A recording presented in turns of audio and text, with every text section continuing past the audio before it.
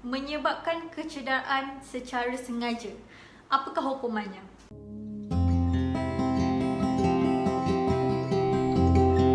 Hai, bertemu lagi kita dalam Tanya Peguam Aida, Celik Undang-Undang. Saya Aida Khalil. Hari ini saya akan berkongsi dengan anda semua mengenai apakah hukuman bagi mereka yang melakukan kecederaan kepada orang lain secara sengaja. Tapi sebelum tu saya akan rujuk dulu kepada Kanun Keseksaan Seksyen 319 yang memperuntukkan mengenai apakah yang dimaksudkan dengan mencederakan. Okay.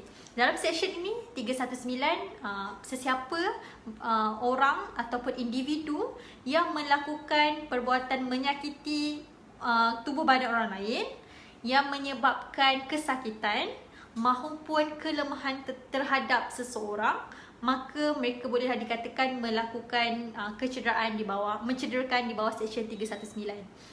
Dalam Kanun Keseksaan juga ada memperuntukkan golongan orang yang melakukan kecederaan, mencederakan orang lain tapi dikategorikan sebagai cedera parah, iaitu di bawah seksyen 320 yang memperuntukkan mana-mana orang melakukan satu perbuatan cedera parah, membuat perbuatan cedera parah kepada orang lain apabila perbuatannya itu menyebabkan pertama, pengaburan. Maksudnya contoh macam penglihatan orang yang dibuat tu menjadi kabur.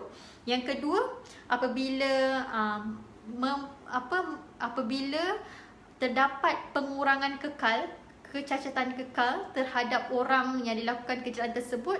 Contohnya seperti matanya hilang salah satu, hilang daya penglihatan ataupun kurang daya penglihatan. Yang kedua, apabila telinga dia kurang mendengar, kurang pendengaran, atau sama ada dua-dua ataupun salah satu, ataupun terdapat kecederaan di mana-mana anggota badan maupun sendi, maka orang ini boleh dikategorikan sebagai melakukan kecederaan parah terhadap orang tersebut. Atau boleh juga terjadi sekiranya perbuatan yang dia buat tu menyebabkan mangsa kehilangan anggota badan maupun anggota sendi, kecacatan kepala ataupun di muka, serta kecacatan ataupun kehilangan terhadap tulang ataupun menyebabkan tulang tu terkehel dan sebagainya, maka ia boleh dijadikan atau dikategorikan sebagai cedera parah. Okey, dan kita nak tahu sama ada, macam mana kita nak tahu orang tersebut melakukan kecederaan atau mencederakan orang secara sukarela ataupun tidak, serta siapakah mereka yang melakukan cedera parah secara sukarela maupun tidak.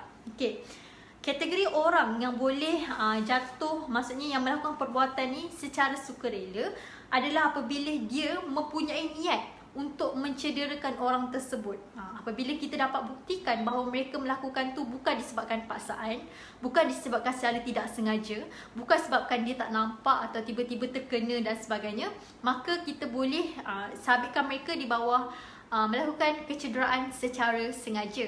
Manakala jika perbuatan tersebut mengakibatkan kesan dia terhadap tadi seperti mata menjadi kabur ataupun hilang penglihatan salah satu mata atau kedua-duanya, hilang pendengaran ataupun cacat kekal dari segi hilang anggota badan dan sebagainya, maka dan sekiranya ia dibuat tanpa ada paksaan, dibuatkan dengan ada niat untuk melakukan perkara tersebut, maka ia bolehlah dikatakan sebagai melakukan kecederaan parah kepada seseorang secara sukarela.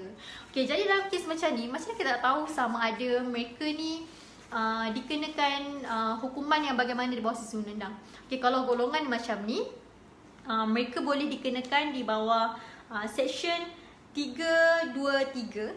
Ini hukuman bagi mereka yang melakukan kecederaan secara sukarela, yang macam tadilah, maksudnya dia just menyebabkan kesakitan terhadap tubuh badan tapi tak adalah sampai menghilangkan penglihatan ke pendengaran dan sebagainya, maka mereka ini boleh dikenakan penjara sehingga setahun dan dikenakan denda sehingga RM2,000 atau kedua-duanya. Manakala bagi mereka yang melakukan kecederaan kekal, yang cedera parah yang menyebabkan hilang hilang dari pendengaran ke, penglihatan ke, ataupun hilang anggota badan ke, sendi ke, terkehel dan sebagainya, maka mereka ini boleh dikenakan hukuman penjara tidak melebihi 7 tahun serta denda. Mereka boleh dikenakan denda. Okey. Sebenarnya macam ni, apa fungsi kita faham macam ni hukuman dan apa kan masukkan dengan kecederaan di bawah, kecederaan maupun cedera parah di bawah kandung keseksaan ni. Sebab saya lihat ramai orang yang ambil mudah. Contohnya macam berlaku keganasan rumah tangga. Suami dia cederakan isteri, dia pukul isteri, dia tampar isteri, dia belasah isteri kan, ataupun mungkin belasah anak-anak ke kan. Jadi kita kadang isteri ni macam sayang lagi suami, and then takkanlah nak bagi tahu orang lain, takkanlah nak buka aib, dan dia rela diri dia menjadi punching bag kan untuk suami dia pukul dia semua kan.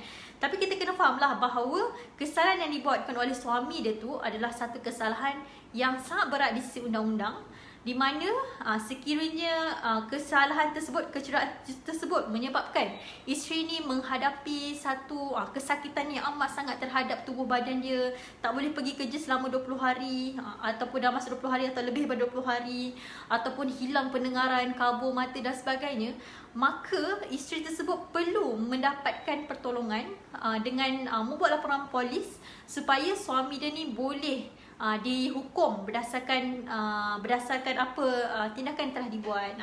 So at least bila anda semua faham bahawa benda ni adalah sangat berat di sisi undang-undang, jadi tak ada siapalah yang boleh diambil kesempatan.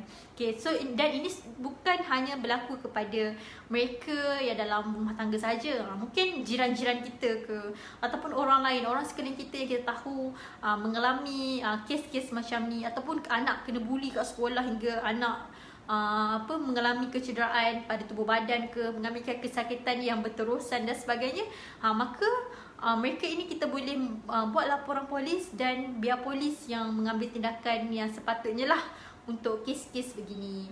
Okey, baiklah, itu saja perkongsian saya pada hari ini. Semoga perkongsian saya hari ini bermanfaat untuk anda. Sekian, terima kasih. Assalamualaikum.